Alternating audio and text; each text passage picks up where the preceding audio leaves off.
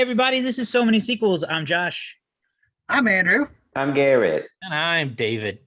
Today on the show, we are talking about a brand new movie, so spoilers will be discussed. And this is a big one for spoilers because we're talking about A Quiet Place Part 2. Finally came out more than a year after its original release date. This is one of the first movies that was canceled last year, pulled from release. It was actually supposed to come out like within a week of Paramount pulling it. So we're finally getting it. This is John Krasinski's follow-up to A Quiet Place. Big, huge success. We find Emily Blunt as the lead in this one with her kids played by Millicent Simmons and Noah Jupe. Yes, that is the kid. Mm-hmm. And this time, Cillian Murphy added to the cast. Love a good Cillian Murphy appearance. This movie picks up not too long after the end of the first movie, which you can watch our review of if you haven't already, or listen to the podcast. Go check that out. So let's just get started.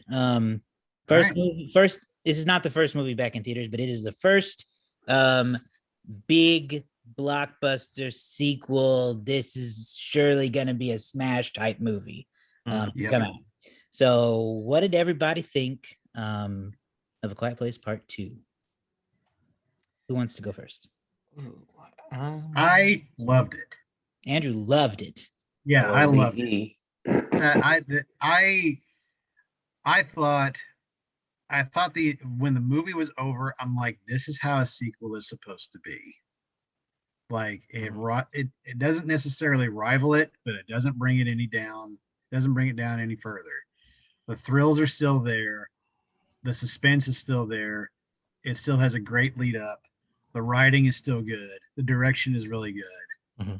It felt like I felt like this entire movie was like the 5 minutes in Jurassic Park when the velociraptors are in the kitchen. I felt like the entire movie was that. Mm-hmm. Mm-hmm. And that's what I loved about this entire movie. I felt on edge the entire time. I love this movie. So far, I'm really liking this franchise. Agreed. Go for it, David. Oh, agreed. There's two ways you can go about a sequel. We've talked about many sequels.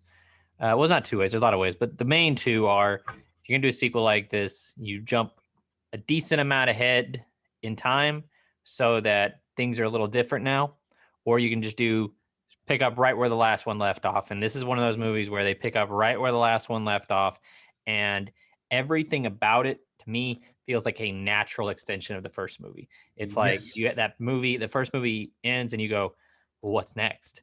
And this movie is feels exactly like what would come next. Like there's nothing feels forced. It doesn't feel weird. There's a different dynamic in terms of the story, whereas the first one had a bit more of a family feel and like a coming of age survival type story. This one had a bit more of an adventurous side to it, a bit more of like a traditional hero's journey. And I think that was a really good way to go with it, as to not be too repetitive. And it was, the thrills were there, terrifying at times, genuinely shocked got swooped. Thoroughly enjoyed it and couldn't recommend it higher. Yeah, I agree. It's a good extension of the original. For me, it was a different type of scary. There were more moments where I was like, oh my God, just because I was like, you're making a bad decision, something bad's going to happen. Whereas the first one, I felt like it was more, oh my God, that thing is going to come get you and we don't know when and where. And it was more creature. And I was more tense about what they were doing because they knew how to handle themselves, but they still had to contend with everything. So for me, it was, and you add that element of that adventure aspect into it. And so it wasn't as like creaturey scary to me. It was more like tension for me throughout the whole thing. But yeah, it was a really good extension. It moved the story forward like a good sequel should. It didn't take the route of what a regular horror movie could have done. You throw it in that same vein of it just becomes a kill fest. And these monsters are just, all over the place. But it really was a good extension of the first one. Scary, well done. Yep. I agree with most of these statements. It's very tense. It's still very character focused, which is great. We get to meet some new characters this time. One big one in particular, played by Cillian Murphy, who is introduced through flashbacks and then brought back into the movie's present day in a really interesting way, which Krasinski really leads you on a bit of a journey with him. There's a big theme of trust in the movie that I like a lot.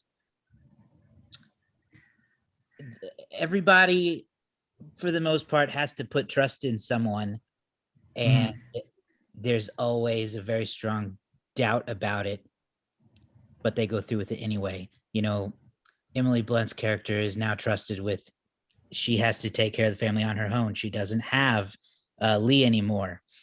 The kids have to step up and be trusted with more responsibilities. What's the son's name? I forgot. Marcus? Marcus? I feel like. Marcus, you're right. Yes. Marcus Yeah. is trusted with the baby at one point. Reagan kind of takes things into her own hands and puts the trust on her back to essentially save her family and potentially stop these creatures. And then everybody has to trust Cillian Murphy's character of Emmett, who is very suspicious of other people for obvious reasons. So I like that new aspect of it. Mm-hmm. Mm-hmm. Yeah, you know, like you, Josh, like you said there, or I think it was Josh, maybe Garrett. It could have been a kid. Like the dynamic changes a lot because whereas in that first movie they were kind of like located in one real place, and it was like trying to keep the bad things out, right? Now they're kind of out in the open. Like so, to walk the audience through the story a little bit, the family can't stay at the farm anymore. Like all their stuff is burning down. They just can't stay. So they venture out and they go further away than they've ever gone before, seeking other survivors.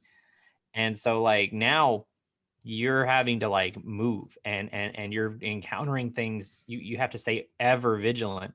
So that aspect of trust and finding other survivors and can we trust them, that becomes a big part of it.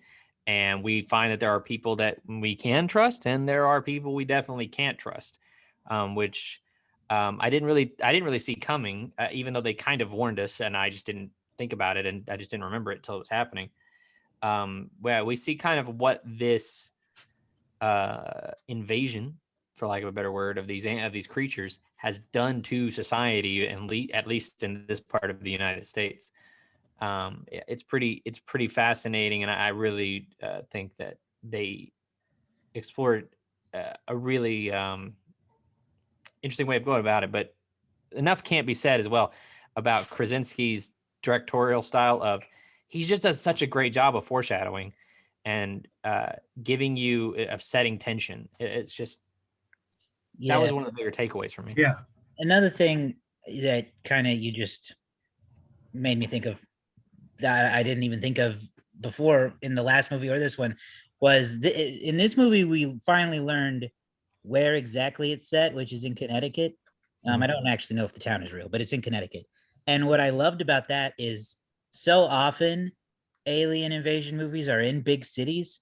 Mm-hmm. And through the flashbacks, we see that they are from an obviously very small town where everybody seems to know each other pretty well. They attend a like a little league baseball game and are chatting with each other, and everybody, it's like the whole town went. Everybody is walking to their cars and everything. So it's really cool to see that that perspective of an alien invasion hitting a small town instead of, you know, the traditional route of spaceships crashing through New York City and everything. Because it felt almost like more foreboding seeing that meteor type spaceship thing coming through the sky with the baseball game in the foreground. It almost made it feel more real. I thought. So I just to kind of add a little bit more to that, what I like about that in the suspense aspect of it is that we don't get action, but we get is tension. And the thing is that like you don't know what's coming. Like I like the closest thing I can think of is Cloverfield. Like in Cloverfield, we don't know what the monster is. We know it's from outer space, at least we think we do. And then what happens is that it smashes into a bunch of buildings and it's causing havoc like that. But like this right here, especially within the first 10 minutes, sets it up very exquisitely. And it sets it up exquisitely to the point where you're just like, well, now you really don't know what's going to happen. And that's what I loved about it the most. I really enjoyed the origin story that they gave you because they gave you enough just to be intrigued. Like, Yep. I don't need to know the backstory of these creatures or anything deeper beyond they're here now. Yeah. But what I am interested in is how does it start? And that's essentially what they give you out the gate. And I think it's a really interesting way to do it because it is a flashback. And so we as the audience, theoretically, if we have seen the first one, know how these creatures operate and how they work. And so you have all these people running in terror, just screaming and freaking out. And we as the audience are like, oh my God, just shut up. But they can't because they don't know that's the normal reaction. And really, that first few minutes, nothing really happens. We're just kind of sitting there waiting for it to happen until it finally does. And so that is a good way to do enough of an origin story, because the smart thing that these movies also do is that it's not about the creature, it is about the character. And so I care about these people. I want to know how it starts for them and how they operate. I don't care about the creatures other than they're there, but you have given me a reason to invest in the family. So seeing how this starts is incredibly interesting, knowing what tragedy they went through in the first one. Yeah, and it's kind of funny. I don't know if there's a word for foreshadowing something that's already happened, because as you see in the trailer, we get a tracking shot that ends going past the spaceship toy. And I was like, oh man, you're foreshadowing to an event that we already know happened. Oh, it's a callback. So I guess that's more what it is. But it just the way that it played was kind of a traditional way you would set something up like that. But also just going through day one, I think was really fascinating. Like you said, a lot of movies I think would have had, a screaming asteroid come in. It comes in super fast. It hits, and then like immediately, everybody gathers around, or the police gather around. They're looking at it, and thing pops out. We don't get that. We see the thing. It's going down somewhere in the distance. Everybody's like, let's all go home. This doesn't seem like a good thing. Let's just go. And as they're sort of making their way home, or getting, things taken care of, just suddenly out of nowhere with no warning, boom, instant attack. And it's chaotic, and it's unpredictable. And you as the audience, you can't help, I think, but be drawn into that sense of panic all of a sudden, of like, things just don't seem, you have no idea what's about to happen. And you don't know, other than the family from the first movie is going to survive, but you don't know anything else that's going to happen in that opening sequence. There's such a great background stuff going on. There's the moment where Emily Blunt's character, this was in the first trailer, I think, they're about to be hit by a bus that's coming forward, and she throws it in reverse. And as she's backing up and looking behind her, you see the creature's claw come out of the front of the bus, and shows that, she's not seeing it, but you're seeing it. And even knowing that Emily Blunt's character's in the moves past this, you're still like, it's there. And he does, and Krasinski has these great establishing shots of establishing a location so that you will, when it comes back, you will definitely recognize what you're looking at. There were several shots of a water spigot at the, when they moved on to Cillian Murphy's location. They would hover on it once or twice every few minutes, and then eventually the water spigot comes into play, what its use is. And so like it's just I don't know, so good. The characters are great, the acting is great. I really love the kids are surprisingly good. Where a lot of times kids are kind of overlooked in movies like this. These two child actors did a really great job. Yes, I agree. One thing I have to say, I have to give props to is Cillian Murphy? How do you pronounce his name? Killian. I think it's Killian. Cillian. Okay. Yeah. Cillian Murphy. I had it completely wrong throughout this entire movie, because in the trailer, and kind of how the build up in the trailer was like, for me anyway, I want to say that like they're building him up to be a villain. And like anytime you see a new star in a franchise, something like this, more often than not, they're villains. And the thing about this is that he takes over the protagonist role, and that's what I like about this is that in the last one, our main protagonist dies, and then our new protagonist assumes the role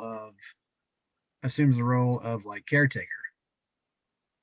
And yeah, you're right. We've been talking about character building. I think his character was one of the better built ones. Granted, there's only so many characters in this movie, but I really thought he stood out the most. I agree. You can tell that he really had good reason not to trust people overall. And he had his own fears after losing his wife and child.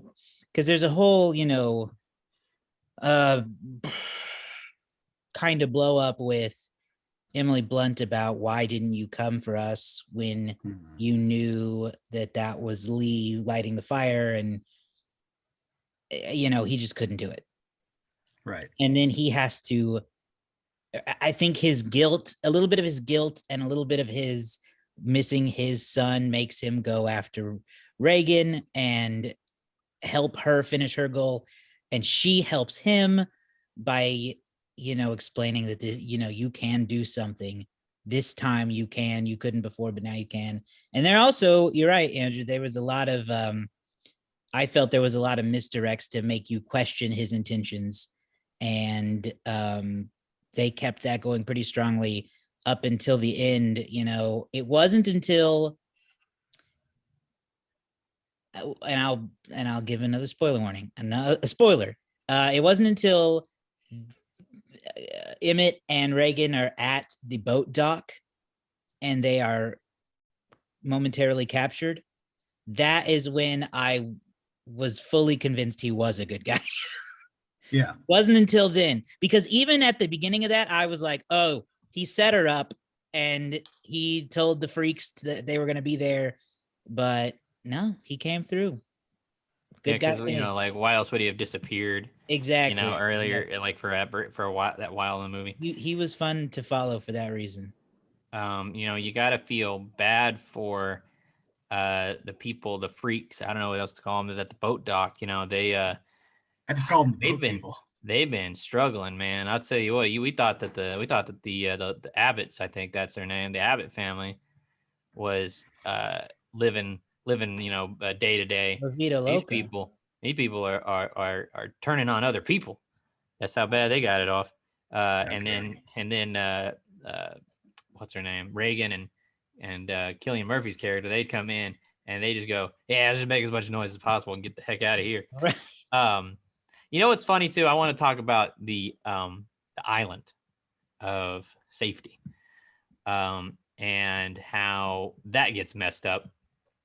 Because they're in the movie, one of the creatures, as Cillian Murphy's character, whose name I forget, and Emmett, as Emmett and Reagan are getting away on their own boat, I don't know what the creatures have no name, so I'm just going to call them the quiet ones.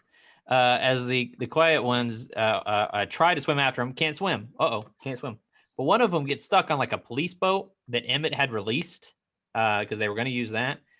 And there was a shot as you see Emmett and Reagan going towards the island of that quiet monster still on his boat, like trying to like stay still. And I was like, boy, what a great setup for another movie is that one just like drifts away to like another place where there aren't any. And then like he gets loose and that's your setup for the third movie. But boy, I was thinking too long term because that would happen within mere minutes, like 20, 30 minutes later. Another thing I didn't expect. Yeah, I didn't expect there to be an island full of people who are just living life. No, and I didn't. Nothing's going on. I didn't think a solution would be as simple as they can't swim. Yeah, that's a really interesting dynamic. And I wanted to go back for just a second to point out how I thought it was really cool that, you know, the monsters, the creatures have been created as the monster of this universe, but this movie also introduces humanity as another monster to avoid. So it's like the family learns that they are not entirely safe around humans any more than they are around the creatures, which is upsetting. But I have a lot of questions about the island thing, because as soon as you introduce an aspect like that, there's so many other tentacles that can unwind. Like, okay, have these aliens landed on other continents, or are they basically stuck in the whole continental stretch of North America and South America? Are they also in Africa, Asia? I believe as far as we know, they're at least in the North America, maybe down. They could travel as far down to South America region. But the movie opens with Lee and the shop owner are seeing a news broadcast, and I'm pretty sure that at the bottom it said something landed in Shanghai. So we could draw that at the very least maybe. See, that's the kind of thing China, now I need to watch Asia. it again to catch those kind of things. Because like, what if this all leads to like Australia being the promised land? Yeah, if there's none in Japan, there's none there. Right. The only thing that I took a little question with, and this is where one of those tentacles comes from, David, I think, is that in the first one, if you remember, when the room is flooded with Emily Blunt and the baby, there is a monster that is swimming around in the water. Now, I don't know how deep the water is. I don't know if he's just like walking around, if it's like deep enough to just like cover his head and he can walk around. Yeah. But theoretically, in the first one of them creatures did swim. Well, if you remember though, Emily Blunt's in the water with him and she's standing and she's at her, it's only at her, like her waist. True. So it's probably deep enough that he can put his head under and like look around and so, but they can't swim in like open water, like open ocean water. And it's possible that it's not that they can't swim and they just immediately drown. They might just only be able to kick back to like shallow water. They just can't get out in the deep with Adele.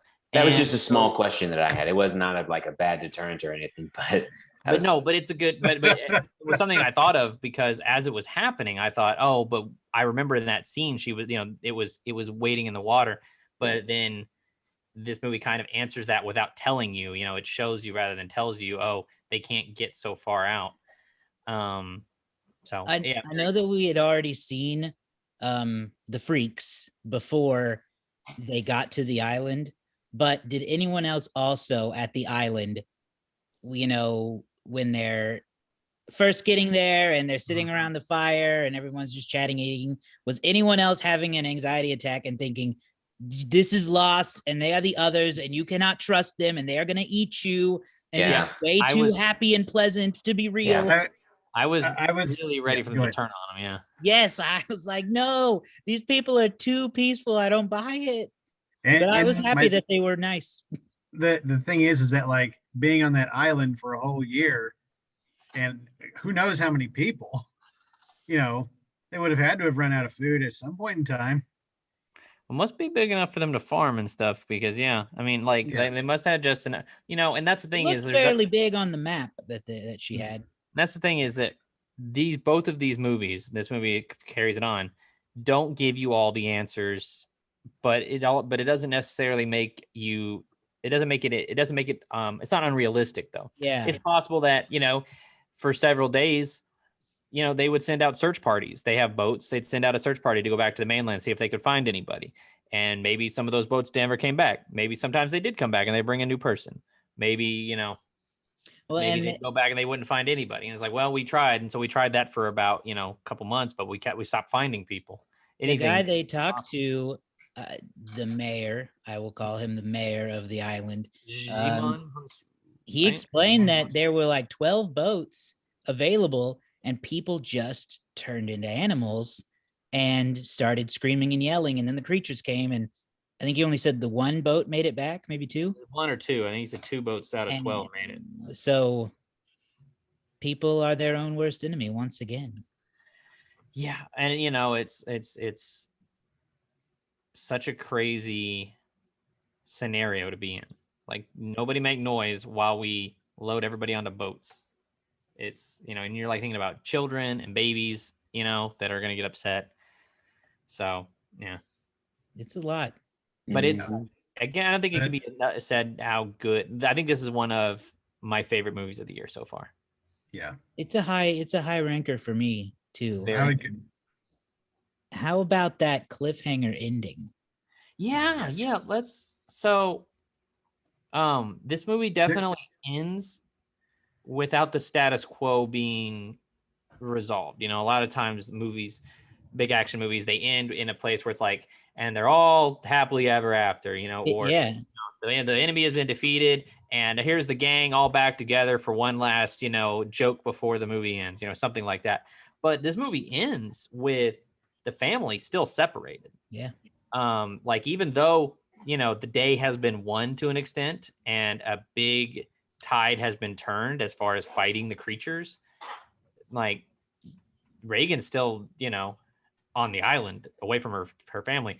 Her brother and her mom and her other brother are still underground with more creatures nearby. It's not a tidy ending, even though it is kind of, in my opinion, a very inspirational one. It is a very uplifting ending. I agree. Because there's something metaphorical definitely, but there's just something about two kids sort of backing down the monsters that have ruled their life that you can't help but just feel in a really cathartic way as both Reagan and Marcus sort of defeat the things that have haunted their nightmares. It's very cool. Yeah, it was really cool to see them step up and do that. I also want to talk about what a great mom Emily Blunt is. Yes. And how she is able to cater her mothering depending on what the kid needs. Like, Reagan's really independent and very strong-willed and doesn't need as much as her brother, who is a very panicky, concerned. He doesn't think he can take care of the kid. He's very worried all the time, but somehow, but even throughout all of this, she's got so much going on that she's trying to do. And every time she's able to calm herself in order to calm her son, to give him the vote of confidence that he needs in order to get his job done. If it were me, I'd be in this panic haze and just like punch a kid in the face and be like, you just gotta do it. We're all unhappy right now. That's how I would be in that particular situation. So I just really commend her. She did a wonderful job and has throughout this whole thing. I mean, like, it is great parenting to be able to just like slow yourself down in this panic situation and make sure that this kid is okay while you have this incredible dangerous thing going on over here that you also have to take care of. Yeah, she and can blow the head off a monster or like comfort her child all at the same time. Great mothering. Yes. Definitely. All right. Well, any final thoughts on A Quiet Place Part 2 before we move on? Go see it. Endorsement. Go see it. Be ready to hyperventilate at one point. Yeah. It will be out. It will come to Paramount Plus relatively quickly if you're interested in doing that. However, we are big advocates of the theater experience here, and A Quiet Place is worth it for the sound alone. That's what I was gonna say. Like, there are reasons why I go to the movies, and this is definitely one of them. and I knew, yes, I knew the movie theater experience was back because I was sitting in my chair and the guy in front of me had his phone on for half the movie. So I know, I was like, I'm back, baby. I'm back. Nature is healing, as they say. Nature is healing. So speaking of being back at the theater, though, tell us about this massive record-breaking box office haul for its first weekend. It may not sound like as record-breaking as past records, but when you consider the pandemic we've been in for the past year, Quiet Place had a massive opening weekend. 3-day opening weekend for May 28th. Quiet Place opened number 1 with $47.5 million. In the number 2 spot, you had Cruella with 21.4, which we'll be reviewing Cruella soon enough. At number 3, and this has got to be mentioned too, Raya and the Last Dragon, up 40% from the last week, brings in $2.3 million. That means that Raya and the Last Dragon has been in the top 5 for the last 13 weeks. Wow, good for it. Very impressive. When you also consider that it's VOD on Disney Plus, so Raya and the Last Dragon continues to hold on. At this point, it might have been smarter for them to just wait and put that out in June. At number 4, you can see our review of this. Spiral dropped from the number 1 spot to the number 4 spot, bringing in $2.2 million. At number 5, Jason Statham's Wrath of Man. I don't do a good Jason Statham, but there you go. If you extend that to its 4-day weekend, Quiet Place Part 2 brought in $57 million. So in 4 days, it's now the second best movie of the year. Wow. And it's the 3rd best movie of the pandemic, behind only Godzilla vs. Kong and Tenet, which has brought in $58 million to date. The numbers are mostly the same after that. Cruella brought in $26 million for this 4-day. Raya brought in another $500,000. Wrath of Man brought in another couple $100,000, and Spiral brought in a couple $100,000. So for the most part, the numbers are the same, or the placement is the same, but the numbers are bigger. Quiet Place Part 2, 57 flat opening 4-day weekend. Great. The thing is, as people see that number, people get more confident. I think the number is going to be better next week. Not better, but better than average next week. Most movies have about a 50% drop in their second weekend. I think we're looking at like a 30% drop. Like, I think it's going to do really well. And there's not a lot of new competition coming out other than, I think, The Conjuring 3 is coming out. This one weekend almost covers the entire $61 million budget. Yes, it does. Like, the movie basically opened almost as well as the first Quiet Place, which had, everything going for it. So really great weekend. And, for the year, like I said, it's in the number 2 spot now. The top 5 for the year are Godzilla vs. Kong, A Quiet Place 2, Raya and the Last Dragon, Tom and Jerry, and Demon Slayer Mugen Train. So Quiet Place 2 very likely to eventually pass Godzilla vs. Kong. But we'll see. Now, again, those are domestic numbers. I can read the international numbers some other time. But we got the letterbox game to play, and Garrett won our last game. So Garrett, you're running the game. I'm ready. What do you got, boys? Who wants to start? Ooh, 3.8. 3.8 for Josh. 3. Yes. I'm gonna go 3.8. I'm gonna go 3.6. 3.6 for Drew. Well, I'm going to aim a little higher, and I'm going to say 4.1. 4.1 for David. Well, some of you are close. One of you is right. Ooh.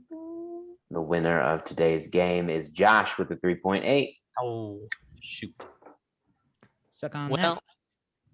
for the year, that puts Josh and Garrett tied in the lead at 5 apiece. Finally clawing my way back from the brink. It's been a pretty competitive game for everybody but Andrew. Andrew it's Garrett and Josh have won 5 letterbox games this year. I've won 4. Andrew has won 2. Oh my gosh. Andrew has not had a letterbox win since Nomadland. Step it up. Hey, I'm trying. Try harder. What do we want to give it ourselves? Andrew ourselves? is trying to undercut us. Yeah. Or overcut us. Yeah. And then it ends up being on the other end. He's just guessing the wrong side each time. Yeah. What are our individual rankings of this movie? 5. I'm gonna give it 5. I'm gonna give it a 4.5. We got a 5 and a 4.5. We're starting high. Josh, what are you going to do? You know, I've thought about this quite a bit. I mean, not really. So I already wrote my letterbox review and I gave it a 4.5 there. However, throughout the conversation, I feel more inclined to make it a little higher. And as much as I wish I could do like 4.75 or something, I think I will bump it up to a 5 because of how well executed it is for a sequel. It is not common for a sequel to be as good as this one is, I think, and especially for what is, generically considered a horror movie. So 5 for me as well. Nice. I will go with a 4.5. Perfect. No, Perfectly balanced, right? As all things should be. As Thanos would say. So that is a 4.75 from the group of us, which is what I wanted to give it anyway. So it will round up to a 5. We're a little better than the near- letterbox score is what that means. This is damn That's near true. perfect. I think so. I mean, I really like it a lot. I think I enjoy it just as much as the first one. Yeah. I didn't enjoy it any less than the first one. And I think No, that's what that's I for like sure. about it. That's for sure. All right. Well, I think that'll do it for us this week. Find us online on Facebook, Instagram, Twitter, Letterboxd, and wherever else social media exists. So Many Sequels. And then subscribe to the podcast in your favorite app and watch the video version on YouTube. Search So Many Sequels there and subscribe everywhere. Bye. Yep.